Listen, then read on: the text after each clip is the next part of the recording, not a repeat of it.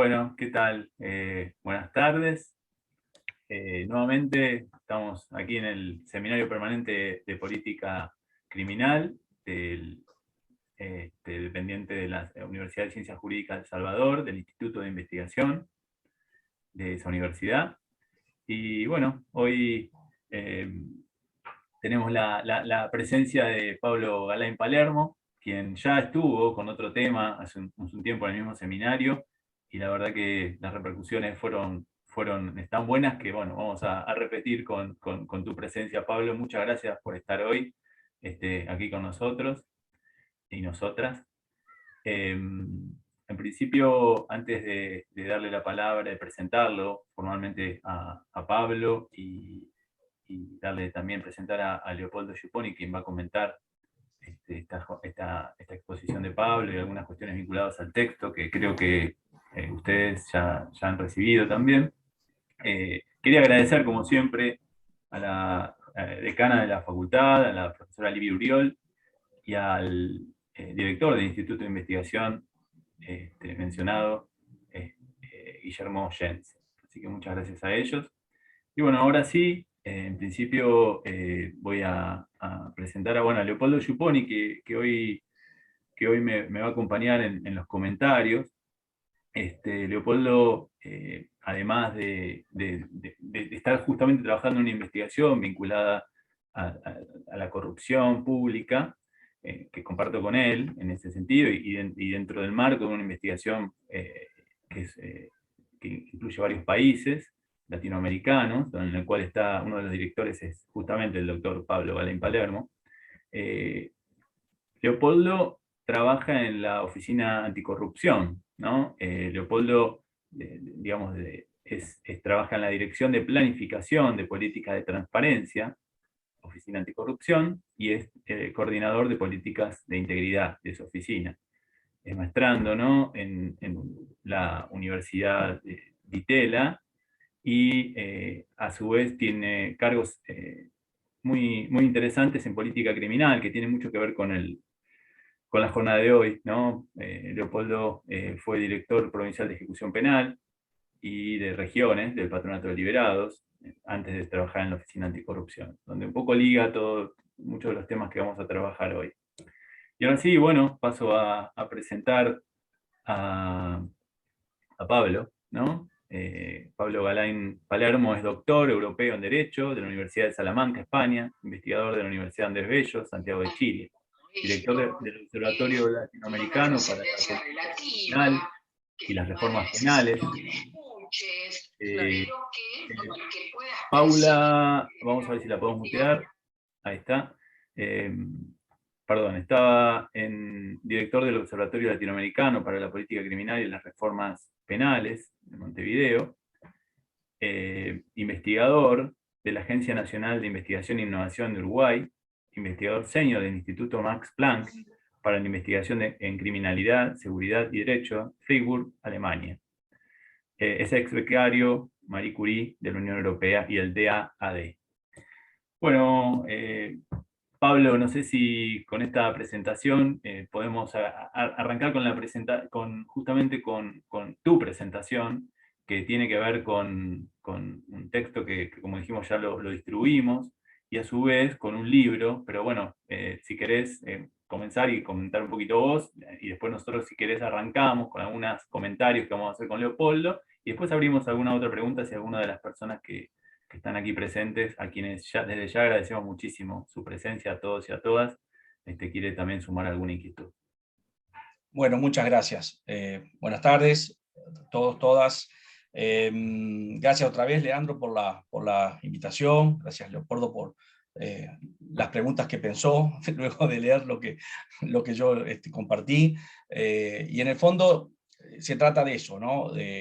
De compartir pensamientos, de compartir ideas, de compartir sueños de alguna manera, de quienes cada vez creemos menos en un derecho penal tradicional, que no, por más que le demos vuelta, no le encontramos mucho sentido a muchas cosas, y que sabemos que no, por los datos de la realidad no se aplica como debería, ni se aplica a todos a quienes debería aplicarse, y se aplican demasiado a quienes quizá habría que intervenir en ellos de alguna otra manera menos aflictiva y más restauradora, por decirlo de alguna manera.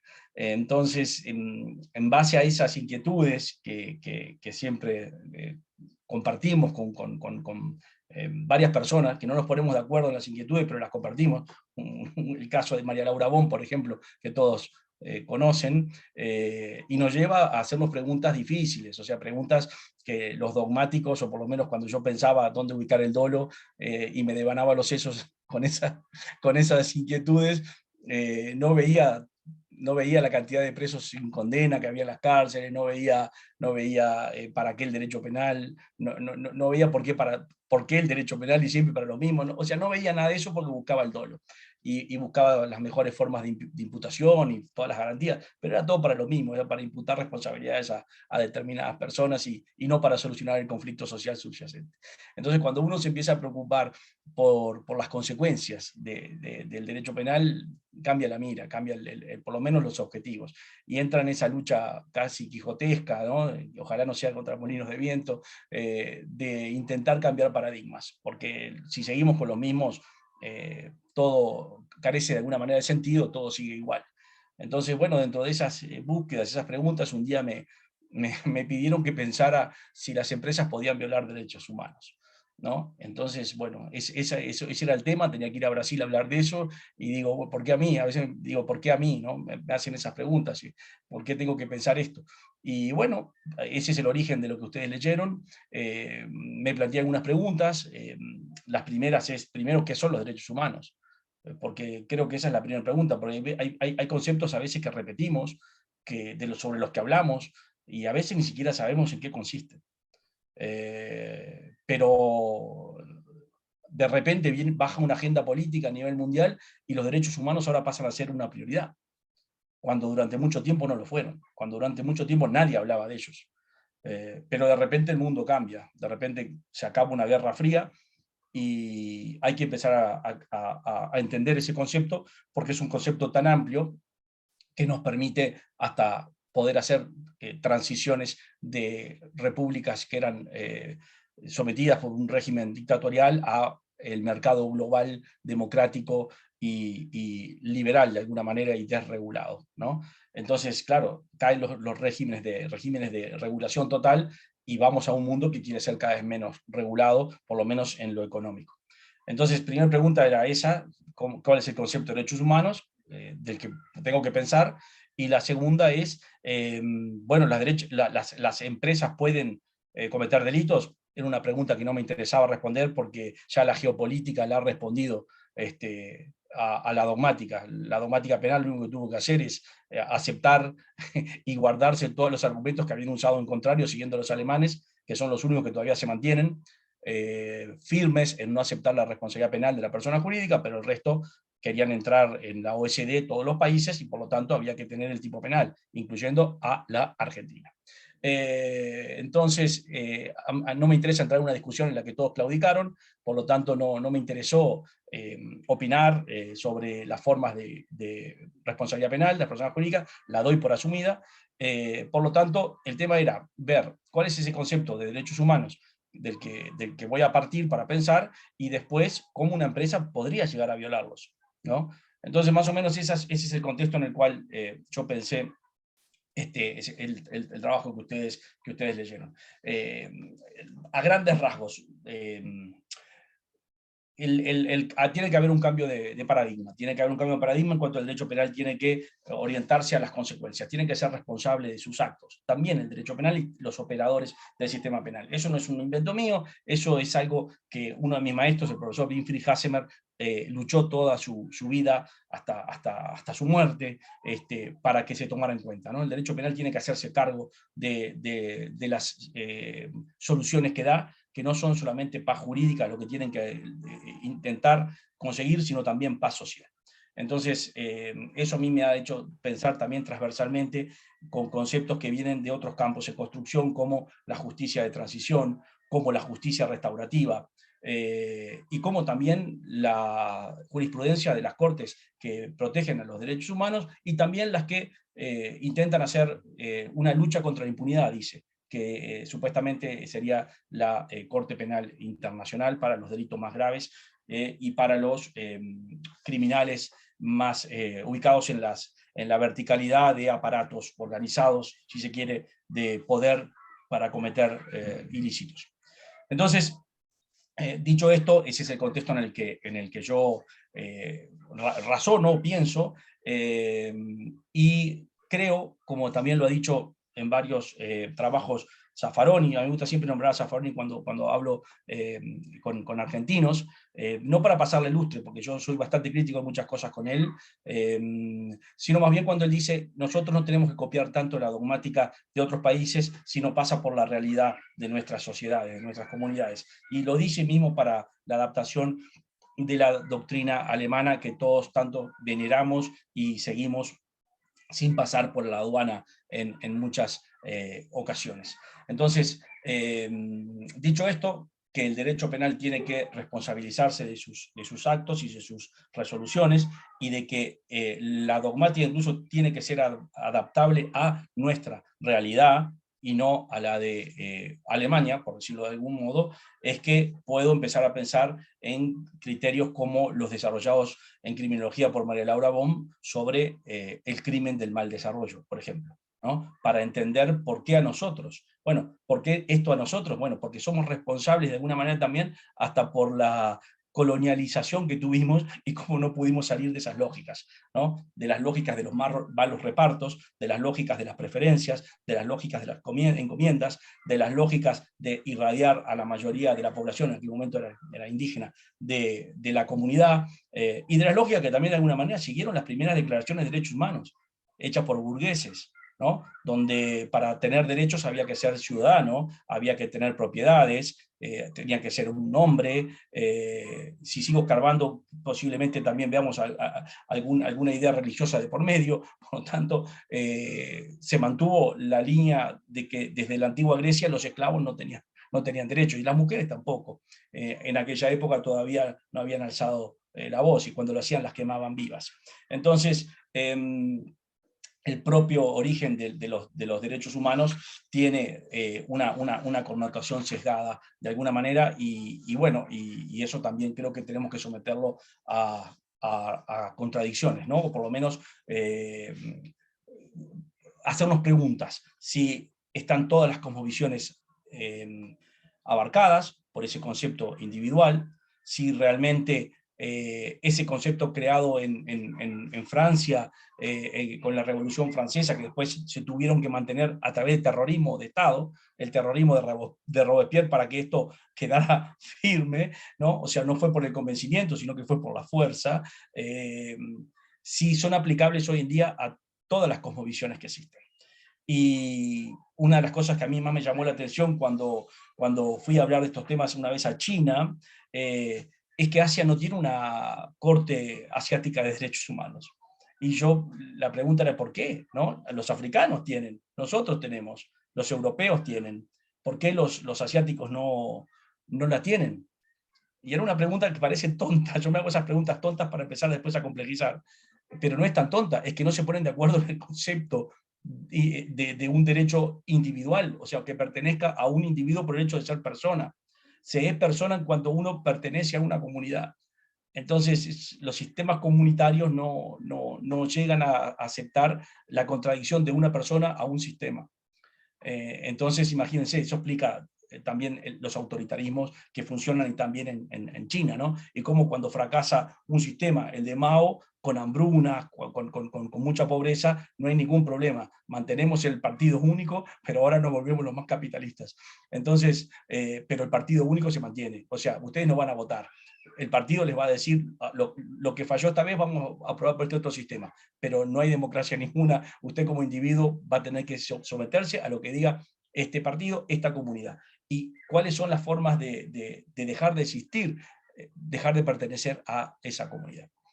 Y en nuestros pueblos originarios, incluso yo me preguntaba cuando estudiaba lo poco que existe sobre estos temas, ¿por qué no existía el concepto de cárcel, por ejemplo, de privación de la libertad? Es porque es el mismo concepto de arraigo. O sea, no hay cárcel porque no lo pueden entender como concepto. Es el desarraigo, la forma de no pertenecer más. O sea, el destierro. El destierro es la pena más grave. No existe el concepto de privación de la libertad para resocializar.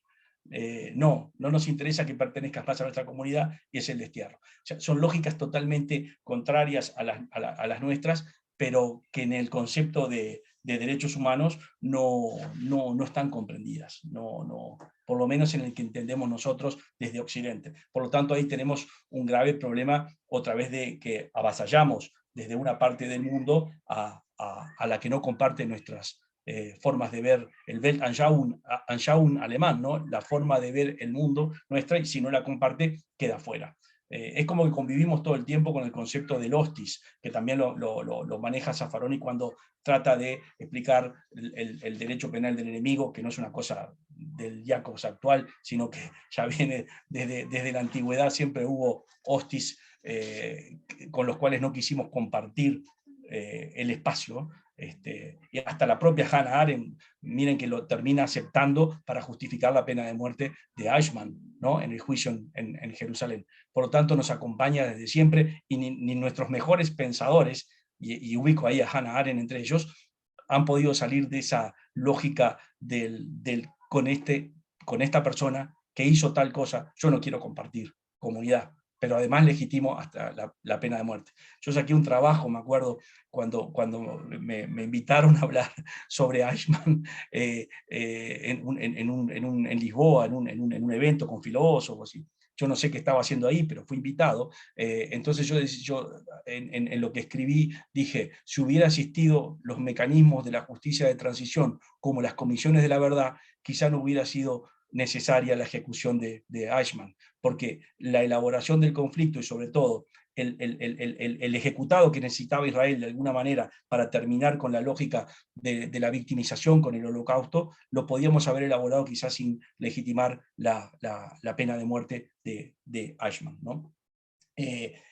Y creo que son temas muy urticantes, pero que nos obligan a pensar si quizá no se podrían hasta esos gravísimos crímenes y esos tan graves enemigos de la humanidad de alguna manera, como puede ser Eichmann, que no era un malvado radical como se explicaba en la filosofía con Kant hasta antes que Hannah Arendt desarrollara un concepto nuevo, ¿no? El de la banalidad del mal, el del burócrata asesino por el mero hecho de cumplir bien con su función burocrática, ¿no? El tipo que solo certificaba cuántas personas entraban en los trenes que iban a los campos de concentración, pero no se preguntaba hacia dónde iba el tren, sino cuántos van en el tren.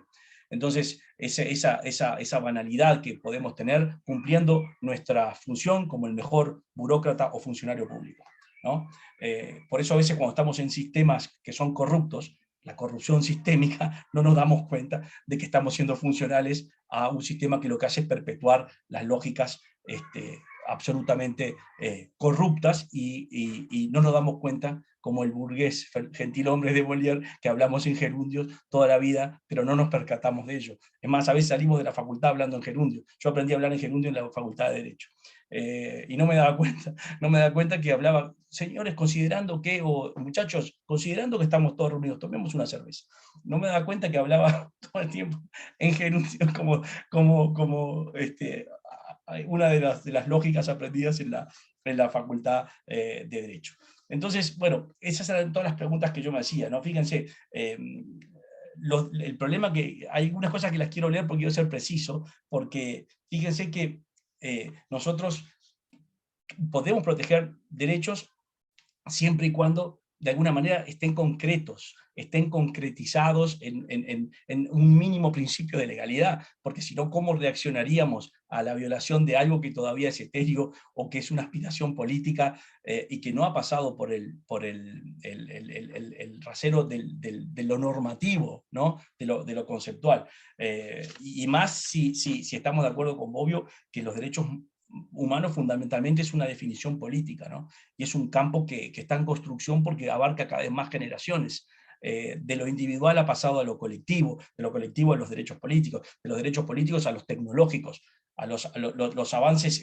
Cuanto más se desarrolla la tecnología, más derechos humanos habría que proteger, y más derechos tenemos a que esa tecnología nos alcance. Pero eso no depende de nosotros, depende de los estados, lamentablemente, los que vivimos. Depende que la tecnología del 5G llegue a mi país para que yo pueda acceder a un Internet más veloz.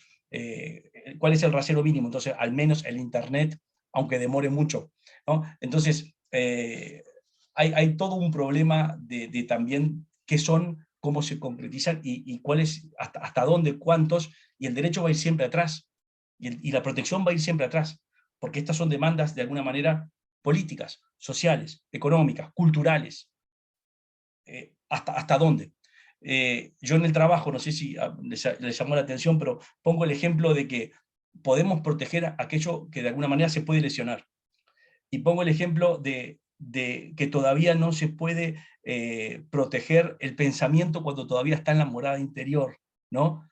Salvo que ya telepáticamente, eh, que, que tampoco es algo irreal, porque las agencias de inteligencia, sobre todo durante la Guerra Fría, desarrollaron lo que eran los ataques telepáticos, tanto rusos de un lado como la CIA del otro.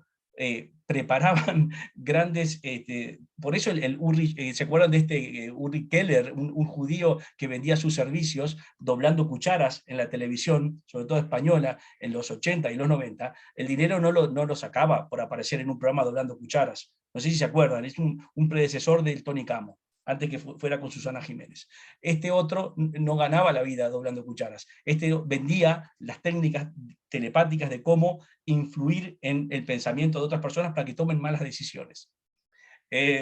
Yo me imaginaba que las delegaciones de la KGB yendo a una reunión en la Casa Blanca y llevando 2 o 3 de estos, y todos concentrados, me los imaginaba tratando de que los norteamericanos tomen las peores decisiones y viceversa, ¿no? Bueno, eso todavía no lo podemos demostrar que se logra, pero hay sospechas. Entonces, entraría dentro del concepto de derechos humanos un ataque al libre albedrío, a la posibilidad de tomar decisiones libres por ataques telepáticos, ¿no? Con eso yo trataba como de ejemplificar las dificultades que tenemos hasta para determinar cuándo hay una violación efectiva de esos derechos, ¿no? El derecho penal puede proteger la invasión en morada, puede proteger mi libertad de expresión una vez que la estoy exteriorizando, pero todavía no puede proteger cuando está en la morada interior, ¿no? Y eso que se basa todo en el libre albedrío, y eso que se sigue basando todo en la toma de malas decisiones supuestamente libres, en un sentido normativo, no importa. Pero nunca somos libres para tomar decisiones. Es más, la neurociencia hoy en día dice que ni siquiera existe el libre albedrío, que por choque de neuronas nosotros reaccionamos de alguna manera. Entonces estaría hasta en cuestionamiento la propia toma de decisiones libre por las cuales nos castiga el sistema, ¿no? Entonces, de una manera desordenada, yo tengo todo escrito, pero miren, de una manera desordenada les voy contando los problemas que tuve desde la identificación primera en los tratados internacionales, el soft law, el hard law, cuál es hard para los derechos humanos, cuál es soft, los principios, guías. Bueno, en derechos humanos y empresas, para resumir, apenas tenemos soft law, apenas tenemos guías, apenas tenemos unos principios que ya en el siglo XXI el Consejo de Derechos Humanos de la ONU le pide a John Ruggie que piense de qué manera se puede controlar a las multinacionales, que ya se les había ido la mano desde los 70 en Estados Unidos, con Watergate a la cabeza, y toda esa lucha que Estados Unidos intenta hacer de internacionalizar el soborno y el cohecho al funcionario extranjero, el cohecho de las empresas a los funcionarios de otros países, sobre todo menos desarrollados, cuando en la libertad de mercado, que ya se veía venir, que hasta hizo caer el muro de Berlín, los países más desarrollados le permitían incluso a sus propias empresas descontar el pago de tributos aquello que habían invertido como inversión en cohechos. en el extranjero, en sobornar para conseguir más contratación de obra pública, para quedarse con el monopolio de las telecomunicaciones, como fácilmente lo hizo Carlos Slim en México, solamente aplicando incluso el derecho, con acciones de amparo, él fue quedándose con todo el monopolio que el Estado mexicano le fue entregando a un particular, usando el derecho, acción de amparo. Nunca mejor dicho que el derecho sirve para cometer delitos, ¿no? Como en el caso de Carlos Slim en México. Entonces, ¿cómo hacer para que estas empresas, que hasta los estados le descontaban los impuestos por fomentar la corrupción, por ganar obra pública? El propio ex rey de España, que ahora vive en Arabia Saudita, cuando se mandó la última, dijo: a mí no me debían perseguir penalmente, sino agradecer que hice ganar una licitación a España, que la veníamos perdiendo hace años con los japoneses, los alemanes, bueno, todos los que permitían deducir la corrupción en el extranjero en sus propias naciones. Bueno, esa lucha a partir de los 90 por los grandes escándalos financieros de las empresas se empieza a dar, y se empiezan a crear tratados internacionales en los cuales se pueda responsabilizar a las empresas. La propia Alemania, que al día de hoy no le acepta la responsabilidad penal de las personas jurídicas, tenía mucho de este componente de: no quiero una mala imagen para mi industria automotriz, que tiene que salir a competir con la francesa, la japonesa, la norteamericana, y no quiero que les empiecen a perseguir a la Volkswagen con sus buenos Audis, por cuestiones de corromper a la corona española para que toda la realeza española use Audi. Entonces, estos grandes escándalos de los 90, Siemens a la cabeza, Siemens, que mandaba a sus propios ingenieros a hacer la bomba atómica en la Guerra Fría argentino-brasilera. No se olviden ustedes que también existió toda una guerra fría entre las dictaduras de Argentina y Brasil, por cual enriquecía antes uranio. Es solamente empezar a entender la historia, y la Siemens ya mandaba, el que yo conocí había estado en Brasil, o sea que los brasileños habían puesto un poco más de dinero para el enriquecimiento de uranio en el momento que Argentina quería ser la potencia sudamericana y se enfrentaba a Brasil. Entonces, todo esto es parte de la historia para que en algún momento le empecemos a exigir responsabilidad a las personas jurídicas, a partir de un soft law, ¿no? A partir de unas guías, unos principios que dicen que tienen que responsabilizarse. Y cuando no se responsabilizan, cuando no controlan, cuando producen daños, bueno, entonces los tienen que reparar. Y ahí es que se empieza a hablar de una manera más fuerte, digamos, aunque fuera soft, no hard, sobre la obligación de el due diligence, de alguna manera, en la actividad que realiza la empresa.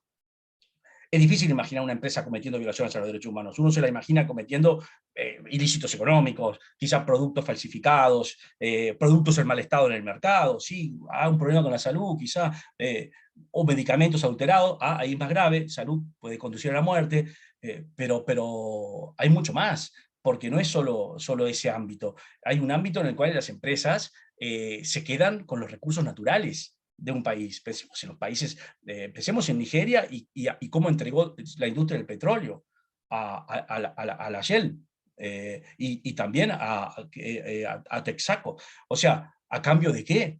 A cambio de que las propias empresas se inmiscuyan en los conflictos armados internos de esos países, y que no solo lo financian, sino que también participen de alguna manera en desplazamientos forzados de personas, en desapariciones forzadas de personas, en la contaminación de los recursos naturales en zonas alejadas de las grandes ciudades, donde dependen de un río, y el río queda contaminado. Hoy en día está toda la discusión de si ese río tiene derechos por sí mismo, como un ente de la naturaleza, ¿no? O tiene que estar siempre mediatizado por alguna víctima humana. Es la otra discusión que hoy en día tiene el concepto antropológico de alguna manera de derechos humanos. Las cosas de la naturaleza y los animales tienen derechos, entra dentro del concepto de derechos humanos, o siempre será mediatizado a través de que haya una víctima que reclame. Bueno, todo ello está formando parte dentro de esta necesidad de pensar si las empresas las vamos a hacer responsables por participar en conflictos armados internos, por desaparecer personas, por expulsar comunidades originarias donde ponen una planta de celulosa, o porque las empresas mineras canadienses terminen haciendo el código de minería del Perú. las propias empresas canadienses le escriban a los peruanos y después los estudios de abogados que participaron de eso sean los principales abogados de las empresas mineras canadienses a los cuales les aplicarán la norma redactada por ellos. O cuando se les empieza a exigir responsabilidad a las empresas, eso no sea en el lugar donde cometieron los daños, sino donde tienen la casa matriz, a través de la ley, por ejemplo, norteamericana, que permitía perseguir en el extranjero los delitos cometidos por empresas, porque en el mundo anglosajón nunca tuvieron el problema de imputar a personas jurídicas. Pero ¿saben dónde pagaban la multa las empresas? En Estados Unidos, en todo caso. Y no reparaban, porque sería habría hasta un bis in idem de por medio, en el lugar donde habían causado los daños, que seguramente sería en nuestra región. Entonces, esa empresa quizá pagaba multas millonarias en el país donde solamente tiene su casa matriz, pero donde aporta sus impuestos y aporta el Producto Bruto Interno, y no reparaba a las víctimas del lugar donde había cometido esas violaciones a los derechos humanos. Por lo tanto, el derecho penal, cuando se llegaba a aplicar, se aplicaba mal, porque no se aplicaba en base a las consecuencias, sino que se aplicaba de alguna manera por hacer algo simbólico, pero que no tenía ninguna repercusión positiva allí donde se habían causado los daños. Por lo tanto, una de las cosas que yo propongo en ese trabajo es que hay que reparar allí donde se causan los daños. Pero además, lo que planteo es una especie de fusión entre distintos saberes, si se quiere, o argumentos, o elementos, o herramientas, o formas de reacción que tengan que ver con otras jurisdicciones, si se quiere, otras formas de reacción, como puede ser, por ejemplo, las Cortes de Derechos Humanos, que se encargan de la responsabilidad de los estados.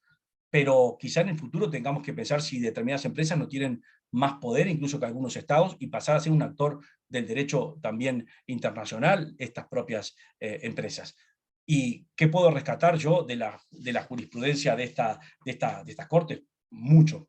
Yo tengo un trabajo de hace unos años con el profesor Olázaro en el cual nos dedicamos a identificar aquellos aportes que la jurisprudencia de la Corte Interamericana había tenido en las pocas sentencias de la Corte Penal Internacional. Pero ya encontramos conceptos que eran trasladables, conceptos que tenían que ver todos con la reparación, y con la reparación como una cuestión que no solamente mira el pasado, porque no siempre se puede restituir el status quo ante, sino una reparación que es prospectiva, que mira al futuro, una reparación que se puede definir con algo novedoso como dar garantías de no repetición, ¿no?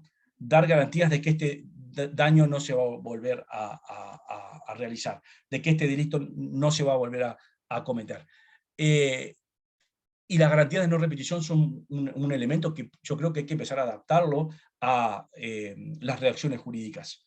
No importa si se va a llamar derecho penal. A ver, a veces uno tiene que releer incluso hasta los propios positivistas cuando se enfrentaron al nombre de derecho penal y buscaron desde la defensa social otro nombre incluso para este sistema reactivo, ¿no? Yo no quiero volver al positivismo porque tengo muchísimas diferencias con el positivismo, pero sí creo que tenemos que detenernos a pensar si el derecho penal liberal que hemos mantenido desde hace ya más de un siglo, quizás fines del siglo XIX, ya más completo, ¿no? con el ataque de von Lis al normativismo de Winding, para decirlo de alguna manera, si ya no tenemos que pensar en algo más amplio, y yo lo identifico en ese trabajo que ustedes leyeron, en el concepto de sanción, ¿no? Un concepto más amplio de sanción, y sanción no solo como pena, la pena sería una de ellas, sino más bien, para mí el derecho penal es reacción, o tiene que ser reactivo, y en la reacción está toda la carga simbólica del reproche.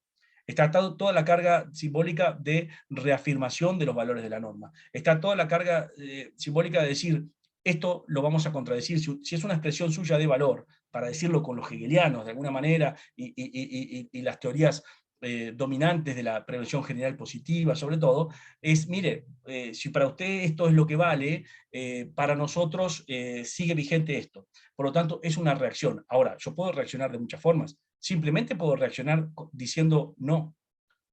Simplemente puedo reaccionar diciendo no. Nunca más. Es una reacción.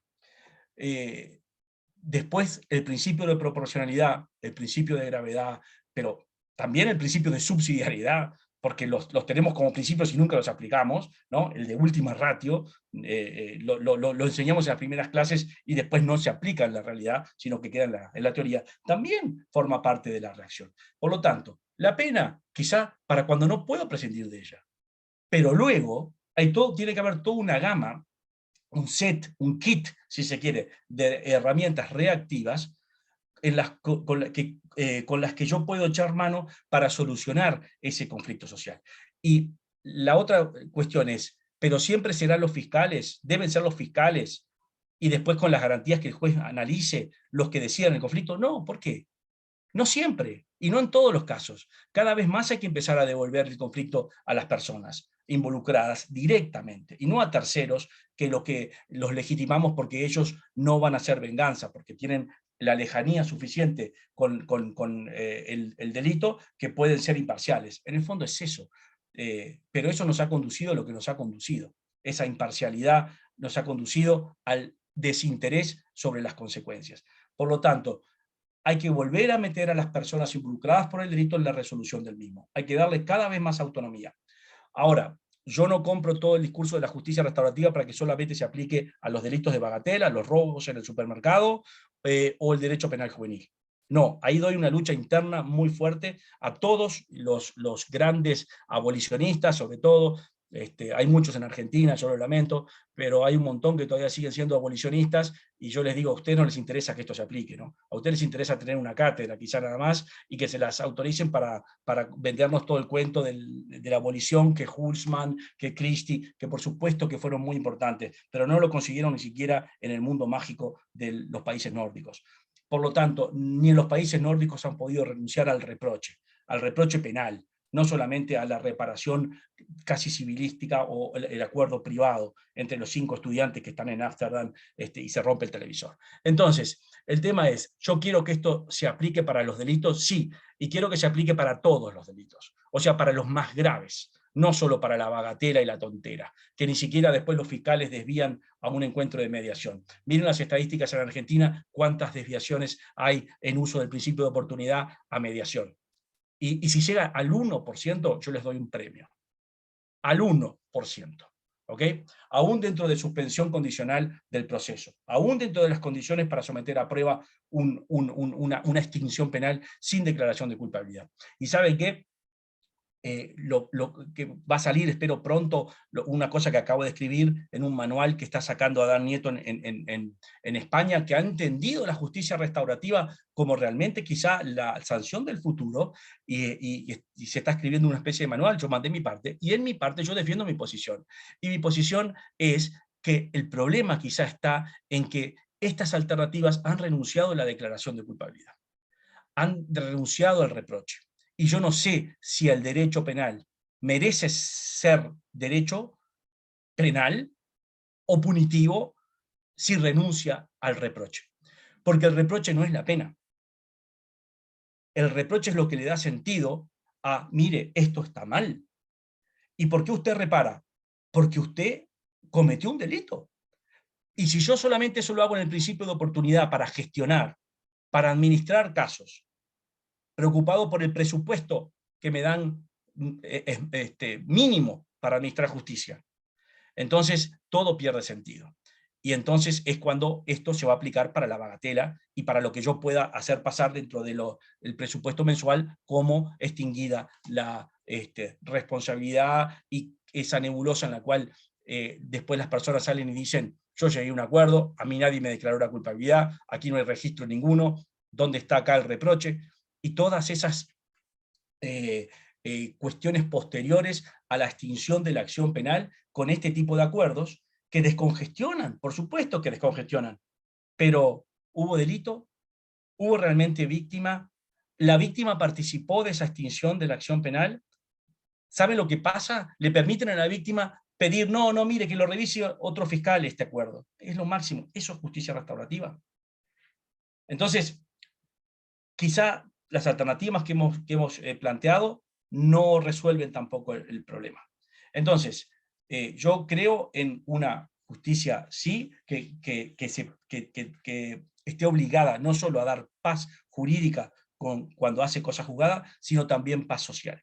Entonces, la paz social solamente la puedo lograr cuando comprometo en la resolución de ese conflicto a las partes involucradas y a miembros de la comunidad que estén dispuestos a participar y colaborar no solo con la elaboración del conflicto dialógicamente, sino con el cumplimiento de los acuerdos, porque de nada vale una justicia de palabreríos, si después esos acuerdos no se cumplen, no se ejecutan y no extinguen realmente el conflicto. Ahora, tiene que haber, en mi posición, una declaración, una homologación pública de extinción, al menos.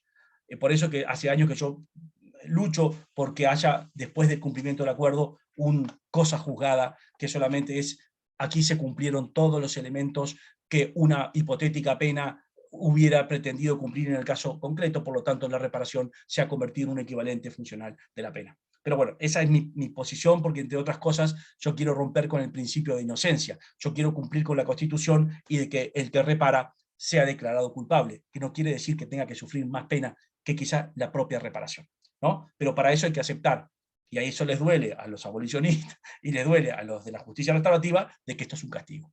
Porque no quieren hablar de castigo, porque quieren hablar de daño en lugar de delito, pero sin embargo quieren que se aplique para delito, porque quieren disfrazar las cosas de una realidad paralela, y por lo tanto no se aplica. Entonces, si queremos que esto se aplique, llamémosle castigo a esa reparación, porque tiene un componente aflictivo. Por supuesto que lo tiene. Nadie sale a reparar ni prescindir de parte ni de su tiempo, ni de su propiedad, ni de lo poco que tiene, para dar unas liberalidades como si fueran donaciones. Porque eso es lo que sería si no hay una declaración de culpabilidad en el medio. Porque además, ¿cómo compensar el injusto que no es declarado culpable? Bueno, son todos problemas constitucionales que para mí sí son relevantes. Lo que pasa es que no entran en la discusión de quienes piden el abolicionismo. No les interesa meterse en lo constitucional de alguna manera. Me habías Bueno, pedido yo, que avise, sí, más o menos. sí, sí. Bueno, en mi propuesta entonces yo lo que digo es, para mí lo más importante son las necesidades inmediatas de las víctimas y propongo la creación de fondos fiduciarios. Fondos fiduciarios que no es una idea mía, sino que la tomo del propio Estatuto de Roma, que es un fondo fiduciario que es paralelo a la reparación que le pueden exigir al Lubanga o al africano de turno, porque esto no va a salir de los autores africanos, y hay paralelamente para el concepto de reparación colectiva, que ese sí lo toman de la jurisprudencia de la Corte Interamericana, está estos otros fondos que se nutren de dineros aportados por los países. Por los países, así como aportan para la ONU, también aportan para la reparación. Y yo digo, ¿y por qué con las empresas no funcionaría algo similar? Donde inmediatamente se repare con estos fondos, pero no solo va a aportar la empresa petrolera, ni la que se dedica a abrir offshores, porque esas también hay que meterlas, las que solo abren offshore por todo el mundo, son inglesas sobre todo. Bueno, no solamente esas empresas son las que van a aportar, sino también los estados, porque los estados tienen mucha responsabilidad en la ausencia de control de esas empresas. O sea que son copartícipes de alguna manera, o los quiero hacer copartícipes a los estados de todas las deficiencias en los controles. Por lo tanto, el estado también puede aportar a ese fondo fiduciario. Pero además, ¿por qué prohibir que mecenas, que tienen tanto dinero y tan pocos hijos para dejárselo, que quieran hacer sus obras de bien antes de irse de este mundo? Piensen en el que ustedes quieran, pero yo tengo varios en la cabeza. Algunos están gastando el dinero para ir en viajes de placer al espacio. Bueno, ¿por qué ellos no podrían contribuir en estos fondos fiduciarios? Es solamente usar un poco la imaginación, pero ese es el primer nivel de imputación o de reacción.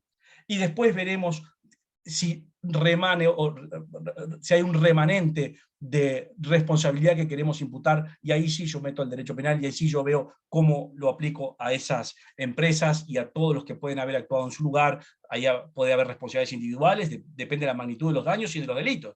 Pero lo fundamental y lo esencial es lo otro, es la reparación. Y luego la imputación. Nosotros ponemos al revés las cosas. Nosotros vamos a la imputación. Y cuando meto la imputación, meto todos los conceptos de la criminalidad de los poderosos, todas las barreras legales que van a proteger a los poderosos, todas las garantías procesales que tienen que proteger a los poderosos.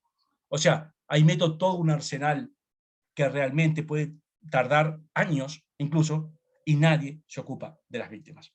Y para mí, cuando hablamos de derechos humanos, lo primero tienen que ser las víctimas. Y luego vemos cómo ajustamos cuenta con los malvados que los lesionaron.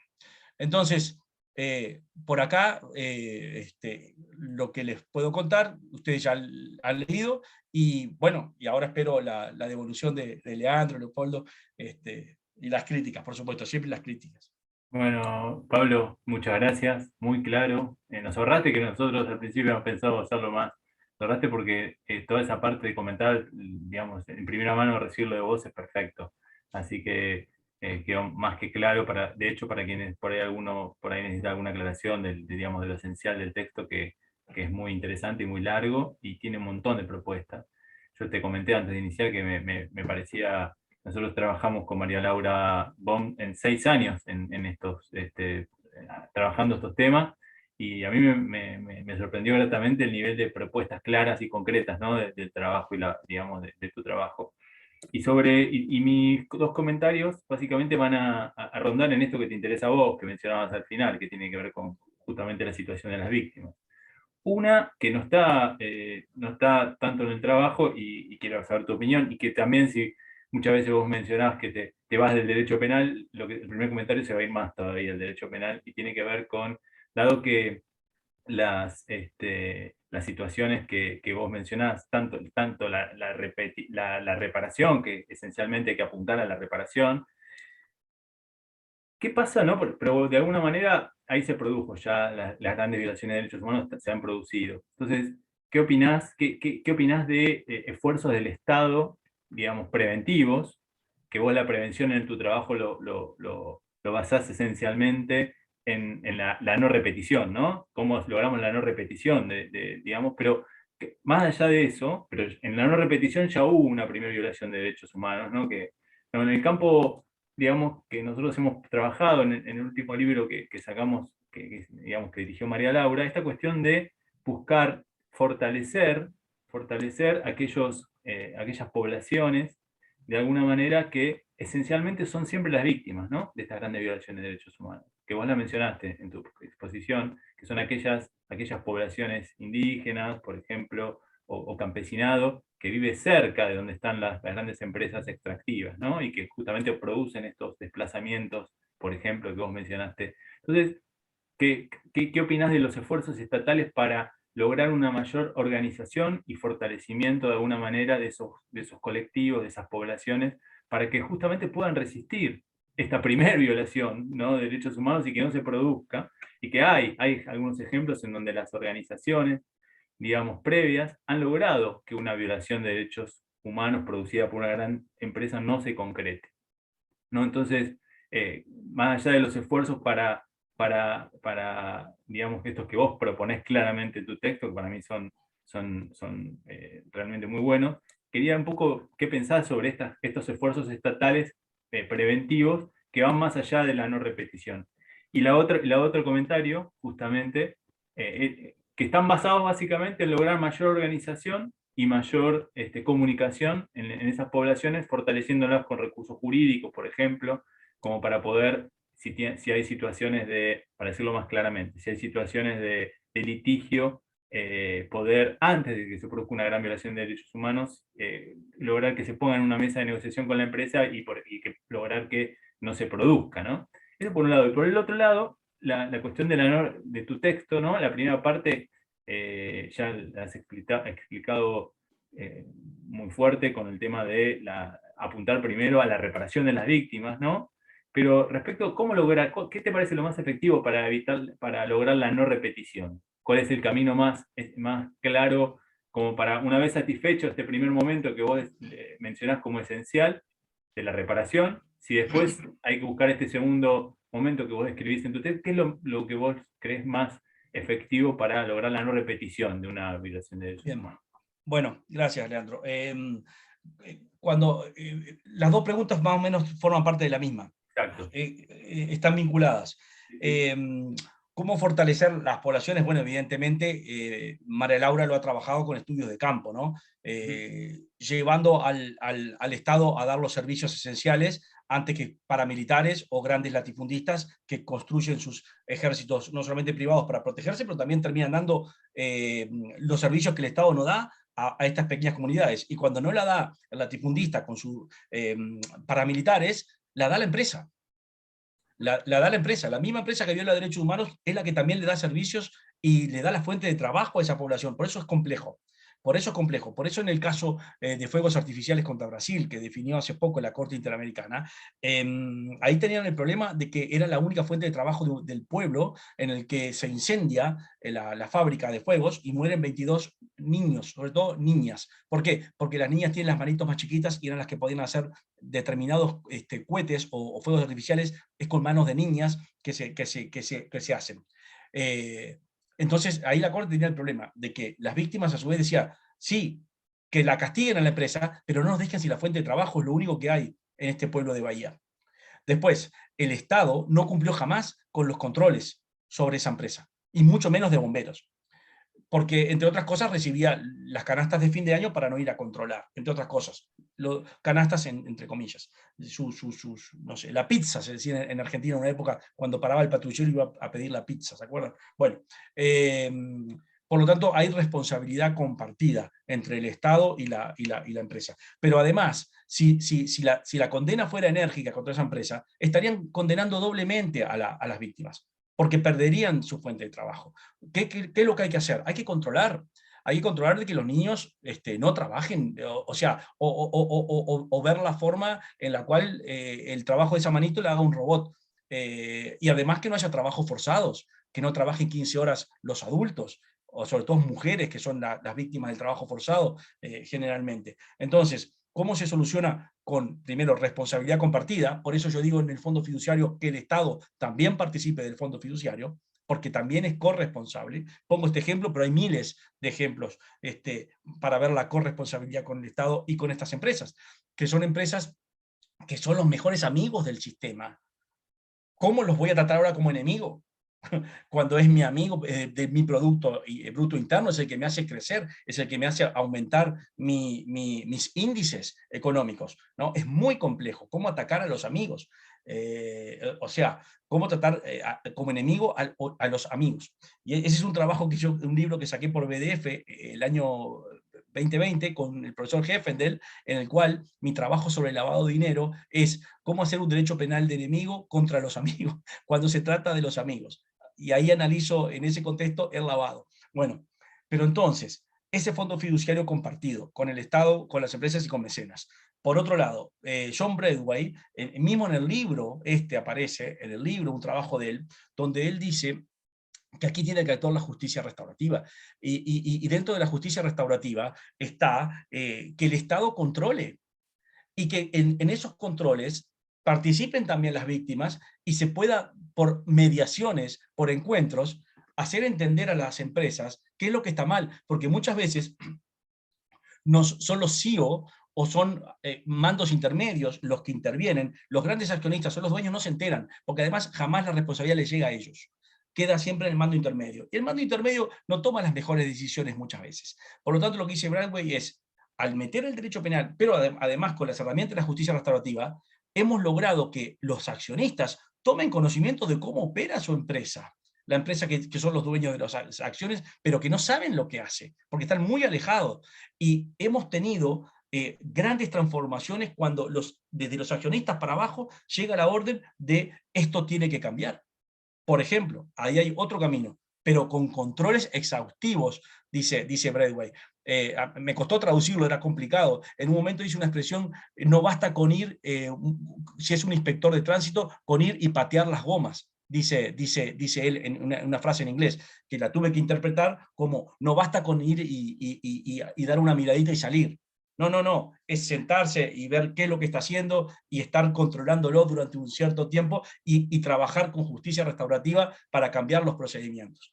Esa puede ser la pregunta tuya sobre el día después, ¿no? Sin controles, nada. Por eso el abolicionismo, que deja todo en manos de nosotros mismos, es más complicado. Tiene que haber, de alguna manera, la fuerza del Estado, si se quiere, o por lo menos del control vertical para que cumplamos. Somos hijos del rigor y es verdad, no hemos llegado a una evolución tal en la cual la autodeterminación sea la que tome las mejores decisiones. Y sobre todo cuando hay comunidades y personas vulnerables, porque por algo son vulnerables. Es una construcción histórica también la vulnerabilidad. ¿Y estamos dispuestos que dejen de ser vulnerables los que siempre han sido? Cuando a mí eso me libera de ser yo el vulnerable, porque si mejora este que está por debajo mío, el siguiente quizás sea yo, y yo sea quien entre en la vulnerabilidad. Hay todo un sistema de balances interesantes que también hay que ponerse a pensar hasta dónde estamos dispuestos nosotros a que los vulnerables de siempre dejen de serlo. Porque quizás el vulnerable pueda empezar a ser yo de futuro, si hoy mejora. Por ejemplo. Entonces, ¿cuál es la solución que han dado las propias empresas a todo esto? Bueno, dos. Uno es todo el sistema de compliance, todo el sistema de los programas de cumplimiento. Yo tengo mucho resentimiento con estos programas si es que van a servir solamente para blindar de responsabilidad a las empresas por el mero hecho de tener un programa de cumplimiento. Porque eso sería una forma de una trufa de etiquetas, de alguna manera, ¿no? Una estafa, porque el programa de cumplimiento lo que está es para crear posiciones de garante, no para exonerar de responsabilidad penal. Es justamente para que usted sea garante a partir de este programa de cumplimiento.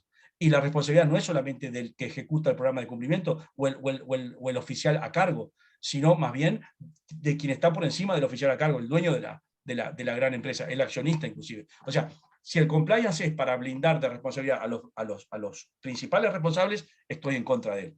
Si el compliance es para crear posiciones de garante y para que haya realmente due diligence, sí, estoy de acuerdo con los programas de compliance. Entonces hay que ver la extensión normativa que se le da. En Italia es un disparate. En Italia se le da una extensión que prácticamente exonera de responsabilidad.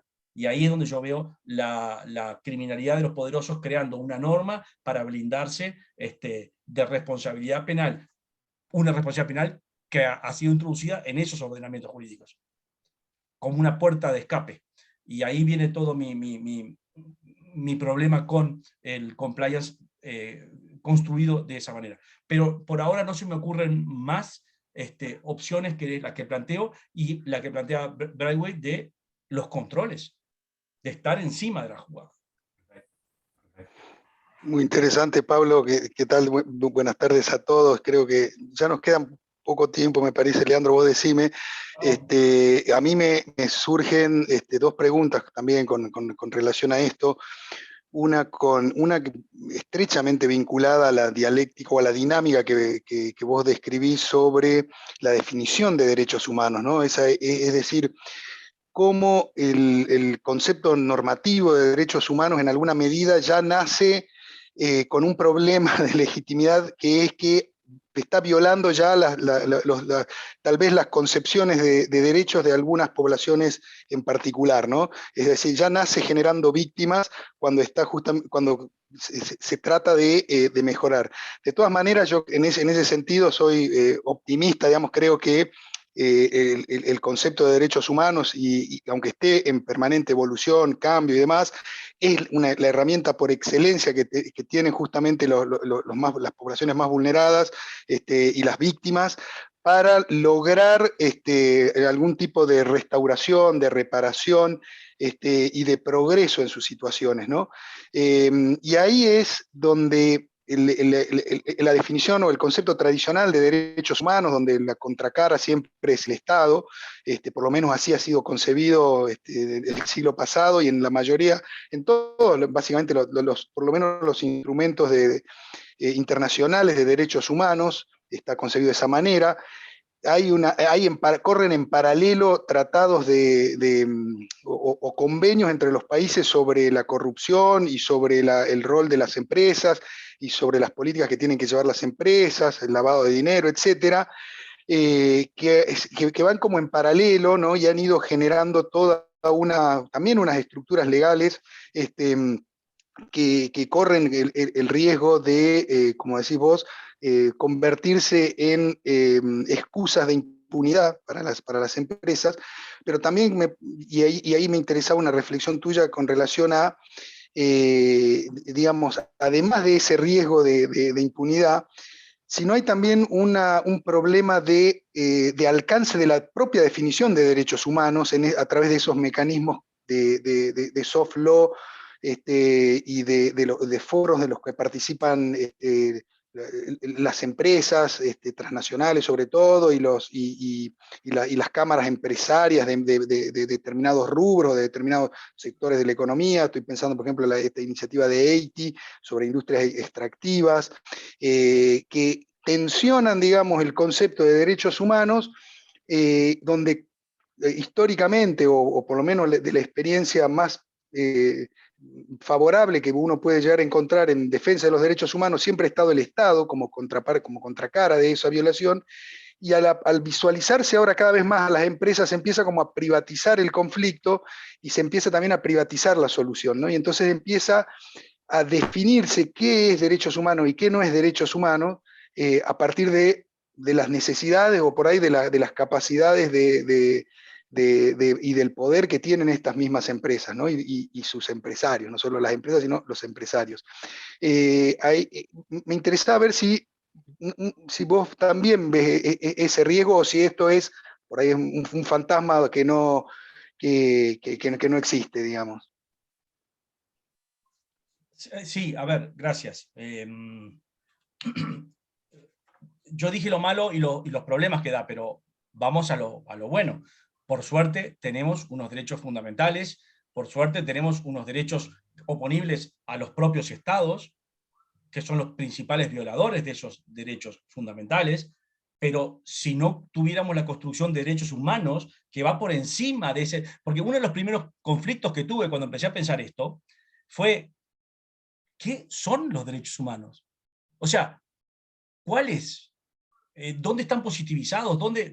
¿Cómo los visualizo? Y son lo mismo que los derechos fundamentales, son los mismos que los que están en la Constitución, son los mismos que los que están en las leyes reconocidos o en reglamentos, son los derechos del ciudadano, o sea, solo el que es ciudadano de un Estado. ¿Qué pasa con el apátrida? O sea, todas esas preguntas, ¿no? Por suerte existe un concepto, aunque todavía esté en definición o en construcción, de un derecho supraestatal que me permita el acceso justamente a la justicia supranacional cuando el Estado es el que no los está protegiendo en su posición de garante, en su obligación de hacer, más que nada. Y en la obligación de no hacer también, en la de no lesionarlos, porque es activa y omisiva. Siempre en protección de ese derecho. Por suerte existe este derecho con todas las deficiencias que hoy hablábamos acá, pero por suerte existe la posibilidad de que yo pueda denunciar a mi Estado, a mis instituciones, que yo pueda denunciar a la policía que en el interrogatorio me tortura. O sea, que yo pueda denunciar al administrador de justicia que se corrompe, que me persigue políticamente. Por suerte puedo denunciar a un sistema que me aplica la pena prácticamente en prisión preventiva, como medida cautelar y no como castigo. Bueno, por suerte puedo denunciar a un sistema que demora años en la sospecha sobre mí, perjudicándome en toda mi vida laboral, afectiva, económica, social, cultural, porque tengo la mácula de la marca de Caín sin una condena, porque soy sospechoso por cuántos años que dure esa prescripción de la posibilidad de llevarme a juicio. O sea, por suerte puedo oponerme a todas estas mal utilización de lo normativo con fines políticos estatales de lucha contra enemigos del Estado, si se quiere. Piensen que yo puedo ser una persona que incomodo con protestas sociales reiteradas, porque creo que los servicios estatales no se cumplen, por ejemplo. Y pase a ser justamente un enemigo de ese sistema, aunque yo no me defina como terrorista, ni quiera hacer caer al gobierno. Yo no quiero hacer caer al gobierno, no entraría en la categoría terrorista, simplemente quiero que ese gobierno cumpla con devolverme lo que pago en impuestos, nada más. Pero en algunos países puedo llegar a ser considerado terrorista por la manifestación justamente social de protesta. Entra dentro del concepto incluso de terrorista. Pensemos en el caso chileno y el problema mapuche. Entonces, por suerte tenemos esa garantía de ir a poner al Estado en el banquillo. Si tenemos que empezar a pensar que algunas multinacionales pueden llegar a sentarse en algún momento, y yo creo que hay que empezar a evaluarlo. Yo creo que hay que empezar a evaluarlo, de alguna manera. Quizás no con la misma responsabilidad de los estados, pero en otra categoría. Hay organizaciones criminales que el Estatuto de Roma admite cuando ocupan determinada parte del territorio, cuando actúan como si fuera el Estado en los hechos, que pueden llegar a ser responsables también de crímenes internacionales. Bueno, si se logró en el Estatuto de Roma, ¿por qué no lo podríamos conseguir para evitar graves daños o lesiones a los derechos humanos cometidos no por estados, sino por empresas? Y ampliar la jurisdicción de alguna manera o el ámbito de aplicación de las Cortes de Derechos Humanos. Quizá tenga otro nombre. Quizá no sean Cortes de Derechos Humanos. Quizá tengan otro nombre. Pero que sean cortes que se ocupen de estos delitos transnacionales. Y ahí también entra la corrupción. Por supuesto, puede ser otro de los cánones o tipologías sobre las que se puede aplicar estos tribunales internacionales. Hay que pensarlo, hay que discutir pros y contras. Pero también cuando pensamos en los sistemas estos de protección, por suerte existen, pero podrían existir y funcionar de una manera mejor. Entonces, ahí también tengo mis resquemores, si se quiere, o mis preguntas abiertas hacia el sistema que hemos construido en América. Un sistema político como paso previo al jurídico, o a una política que se hace en Washington y una justicia que se haría luego bajando a Centroamérica, a Costa Rica. Entonces, no todos los casos de estados que actúan violando derechos humanos llegan a ser justiciados, porque hay un órgano político en el cual incluso con mucha influencia intervienen países que no reconocen ni la jurisdicción de Costa Rica, como Estados Unidos, donde está la sede, o Canadá, que intervienen en todas las discusiones políticas con la Comisión y son los que determinan qué casos van a ser justiciados. Y ahí me parece un contrasentido tremendo que Canadá, Estados Unidos y algún otro país caribeño participe en Washington e impida o coloque determinadas variables políticas para evitar que determinados derechos humanos o determinados reclamos realmente lleguen a San José de Costa Rica. Ahí tengo una crítica. Y, Pablo, perdón, y en línea, sí. Perdón que te interrumpo, pero justamente con las posibilidades ahí del enforcement, ¿no? de una eventual normativa o reglamentación de ese tipo, que esté orientada más a la reparación, en línea con en lo que vos decías, y sin resignar, digamos, la posibilidad de la imputación penal, ¿no? De lo que vos marcás claramente, y que en algunos autores también mencionan como la realización simbólica en todo esto, ¿no? Es decir, no es lo mismo estar condenado y tener que reparar en base a una condena que tener que reparar en base a una liberalidad y como sacando chapa de buena persona, cuando el origen de la reparación es otro, ¿no? Ahí,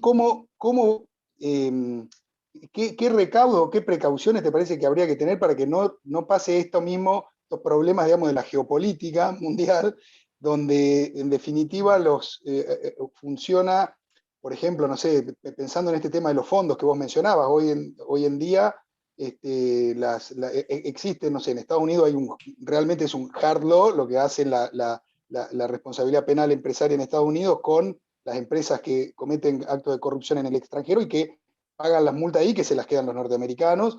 Bueno, y obviamente yo por lo menos no he visto en ningún lado, salvo en tu texto, propuestas de democraticemos esto a nivel mundial. O sea, si Estados Unidos va a estar recaudando fondos por los delitos de corrupción que cometen sus empresas en todo el mundo, que esos fondos no queden solamente en Estados Unidos, sino que sirvan para reparar las injusticias en todo el mundo.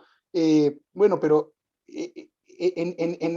si eso lo trasladamos, digamos, al ámbito de los organismos, no sé, o de Naciones Unidas o de América Latina, me parece que vamos a tropezar también con esa misma piedra. Claro, pero en todo caso, si ese dinero que lo repartan, ¿no? Ya que lo recaudaron, pero que no se lo den al gobierno argentino, que no se lo den al gobierno paraguayo, que no se lo den al gobierno de Brasil, que se lo den a las víctimas del lugar donde se cometieron los ilícitos. Y ahí yo ya filtro a la política, la quito del medio, directo a las víctimas. Porque, como dije, los estados pueden ser cómplices en la mayoría de estos graves daños. Y por otro lado, a ver, el derecho es política, eso me lo decía siempre uno de mis maestros, Muñoz Conde, dice, Pablo, decía, es que el derecho penal es política, y es un derecho de sangre y lágrimas, siempre me decía lo mismo, él estaba en contra de la expansión, ¿no? De la expansión del derecho penal, y mis discusiones eran, pero es que tiene otro nombre, ya no es derecho penal, ahí ya tiene otro nombre, hay que pensar en otra cosa, es un derecho de reacción, hay que buscarle la vuelta por otro lado. Tiene razón Muñoz Conde, sí, es de sangre y lágrimas. Y es política, sí, también tiene razón. Bueno, entonces, si es política y solo sirve para algunos delitos graves, creemos otro derecho de reacción que tenga la carga del reproche simbólico de lo punitivo, sin que sea derecho penal y sin que tenga quizás todas esas garantías. Se ha hablado de velocidades, Silva Sánchez, se ha hablado de flexibilizaciones en las garantías. No sé si va por ahí porque siempre lo analizan dentro del derecho penal. Quizás es otro derecho distinto.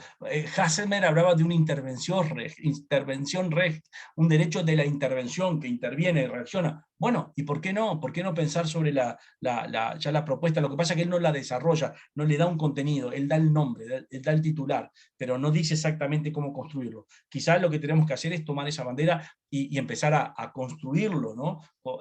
Es arriesgado lo que yo puse, lo del fideicomiso. Es muy arriesgado. Yo me arriesgo a críticas severas de los dogmáticos, sobre todo, cuando digo, esto no es lo más importante, esto vemos después si queremos meternos a imputar.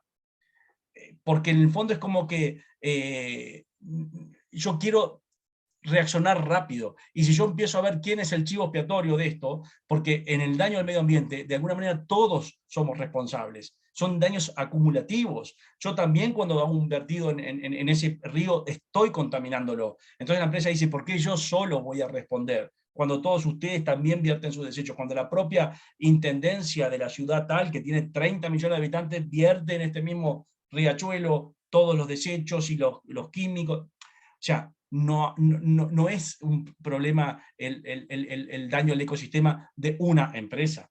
Todos somos responsables, los estados son responsables, la comunidad, el sistema global económico es responsable. Entonces, claro, hay dos problemas. Caer en el chivo expiatorio, en la teoría del chivo expiatorio en un lado, donde es injusto que solo uno repare, ¿no? Es injusto los juicios de Nuremberg, que solo los vencidos sean los criminales de guerra, es injusto, ¿no? Que los perdedores sean los únicos culpables de las guerras, y también hay que tener cuidado lo que decía mi abuela, me decía siempre, el que mucho abarca, poco aprieta, y es verdad, tantas generaciones de derechos, va a llegar un momento que, saben, no sé cómo proteger tantos, y termino protegiendo los esenciales. Entonces tendremos 5 generaciones, hay 4 ahora, 10 generaciones, pero ¿saben qué? Se van a terminar protegiendo los de la primera generación. Los básicos, los esenciales. Entonces hay que tener cuidado también, ¿no? con esa multiplicidad de conceptos, de obligaciones, que después todo es uno, como decía la filosofía griega, y no se termina protegiendo a ninguno bien, y quedamos en la simbología del tenemos la norma, no sabemos cómo aplicarla, pero la tenemos. Yo cumplo, la norma la tengo. Perfecto, Pablo. Perfecto. Creo que teníamos ahí una pregunta, no sé, Bianca, si la querés hacer. ¿La pregunta? Sí, Pablo, te quería hacer una pregunta respecto a lo que decías de la reparación como castigo. Quería saber si para vos este componente aflictivo vendría dado principalmente por la declaración misma de culpabilidad, como proponías, o por tener que reconocer el delito y que la reparación de de haber reconocido ese delito constituya un detrimento en el patrimonio, en el tiempo, depende el tipo de reparación, o más bien por una dualidad y que vengan estas dos cosas mezcladas. Sí, buena pregunta, gracias, Bianca. La idea de la reparación como castigo, yo ya la venía pensando, es un libro mío del año 2010, la venía pensando antes incluso de que yo descubriera un elemento que la Corte Interamericana empieza a exigir, es que no me acuerdo bien desde qué año, no me acuerdo si antes de que yo escribiera o después, de que la propia sentencia de condena es una forma de reparar a las víctimas. Ahí me cerró con lo que yo había pensado, creo que antes, porque, o quizás yo no lo había tomado conocimiento de eso que la Corte ya lo venía diciendo, que la mera ya declaración de la responsabilidad de los autores, aunque no tengan castigo penal, porque la Corte Interamericana de Derechos Humanos no puede sugerir, apliquen aquí la justicia penal, incluso en algunos casos creo que ya está limitado algo y ha dicho incluso hasta qué delito. A mí me parece que ahí ya no sé si el juez de Costa Rica tiene que meterse a decir qué delito específicamente, ¿no? Si no, investigue, haga justicia. Yo hasta a veces decía, ¿y por qué justicia penal? ¿A usted quién le dijo que solo repara la justicia penal? ¿A usted quién le dijo que solo se hace justicia penal? ¿Y a usted quién le dijo que la verdad yo la voy a obtener amenazando con la pena de cárcel? Porque hasta me causa el problema de que en la desaparición forzada de personas, esa obligación de acusarse de alguna manera al decir, miren, lo tenemos aquí o lo enterramos allá, tiene un problema gravísimo con el nemo tenetur, ¿no? Con la autoincriminación, hasta la construcción del tipo penal. Hay que ser muy cuidadosos para no decir, miren, esto es inconstitucional en su construcción. Hay que tener mucho cuidado. Pero si yo saco la pena de ahí, o sea, ya cae el nemo tenetur, ya cae. Y entonces ahí lo que le estoy pidiendo es una contribución para saber dónde están realmente los desaparecidos, porque eso repara. Y si la mera declaración de la culpabilidad ya es una forma de justicia, ¿para qué la pena? ¿Para qué el plus? Que eran las discusiones que yo tenía incluso con la gente del CELS en foros de justicia de transición, cuando decían no, juicio y castigo a los culpables. Y ahí yo empezaba a discutir sobre el concepto de castigo, y bueno, y ellos no salían del punitivo penal. Entonces, ahí yo es donde tengo los problemas, o sea, todo junto no lo voy a conseguir. O voy por el castigo y que se pudra en la cárcel, pero se va a morir la madre o la esposa sin saber dónde está su desaparecido. ¿Por qué? Porque mi objetivo era meterlo en la cárcel. Y no importa si yo no sé dónde está enterrado o lo tienen escondido, pero este va a morir también de alguna manera en la cárcel. Entonces, mis problemas son cuando se hace depender una cosa de otra. O sea, la verdad no depende de la justicia penal, para nada, es un freno a la justicia penal. Hassemer ya lo decía, si yo no quiero saber la verdad, meto el derecho penal y solamente voy a buscar la verdad incriminatoria, la de las pruebas que me logren demostrar una imputación penal. Como dicen los gringos, la que rompa la duda razonable. Y esa es la verdad. Un parámetro mínimo de verdad, de superar una duda. Y ese es el concepto de verdad material del derecho penal. Entonces, pensando con esa lógica, yo creo que el derecho penal tiene que sí ser un derecho de reproche, porque si no, no es tomado en serio, y tiene que ser tomado en serio. Otra cosa es la discusión sobre la ejecución de la pena, que es otra discusión aparte a la de la simbología del decir, esto está mal, usted fue culpable de esto, y esta persona es víctima, o esta comunidad es víctima de sus actos, de este autor. La justicia restaurativa, ¿qué es lo que hace? Permite que el propio autor asuma voluntariamente la responsabilidad. ¿Ok? Ahora, lo que yo digo, está perfecto eso. Lo que yo tengo que quitar al final del camino es la pena. Es la pena. Pero lo que sí tengo que decir es que esa asunción de responsabilidad tiene que tener un sentido jurídico de cosa juzgada. Y ahí es donde yo pido la homologación de un juez que diga, este reconocimiento vale, si quieren, vale como una declaración de culpabilidad. Y esta reparación ha ocupado el lugar porque ha cumplido con los fines que una hipotética pena, en el caso concreto, hubiera pretendido cumplir. Ese es mi razonamiento, y en ese sentido trato de ser coherente. Trato de ser coherente en cuanto a por qué creo que hay que declararla a esa responsabilidad, por más que sea voluntariamente aceptada. Porque hay que darle una validez universal, porque es derecho público. Y al ser derecho público, yo por ahora los que tengo, por suerte, en los sistemas acusatorios, tengo al juez a mi favor. ¿En qué sentido? Que es neutro. En los inquisitivos, el juez es el que me está investigando y es el que me va a condenar, porque el fiscal es un muñeco de torta decorativa.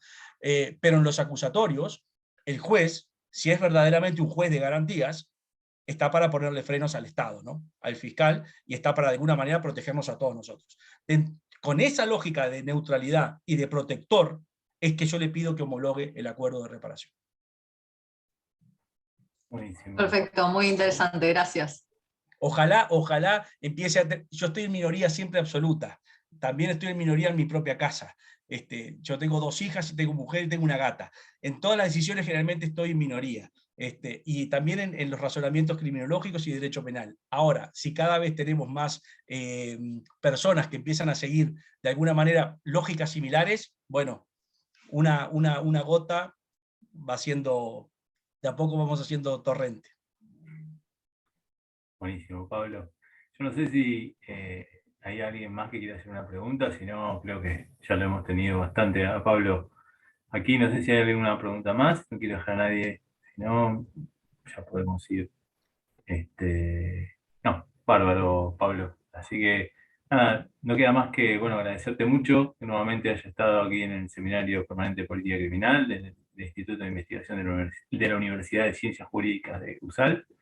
Así que muchísimas gracias a vos, a Leopoldo, a Guillermo y a todas y todos las personas que se han hecho presentes. Les recuerdo que además de escucharlo en vivo, hay muchas personas que luego se suman a partir del canal de YouTube y donde seguramente van a circular más estas ideas por muchos otros lugares. Gracias, Pablo. Bueno, muchas gracias a ustedes y bueno, siempre un placer poder compartir ideas y además yo ya le dije a Leandro que no tomo en cuenta lo que él me dice a favor, porque él forma parte de esta gente loca como María Laura Bohm, que pensamos de cambios de paradigmas que son necesarios. Así que valoro mucho cuando otras personas que no piensan de esta manera dicen, bueno, es razonable, al menos vamos a seguir pensando. Así que les agradezco a todos, también Leopoldo por haberlo leído el trabajo y por los cuestionamientos, que bueno, creo que gracias hay que seguir a vos, pensando. Pablo, y felicitaciones, la verdad que excelente tu exposición. Muchas gracias. Yo lo había escrito, pero a veces se me da también por hacer un free speech. Muy bien. Bueno, muchas gracias, Pablo, gracias a Pablo, gracias a todos y a todas nuevamente, Guillermo. Nos estamos viendo en el próximo encuentro. Muchas gracias, adiós. Chao. Chau, saludos, chau, bien.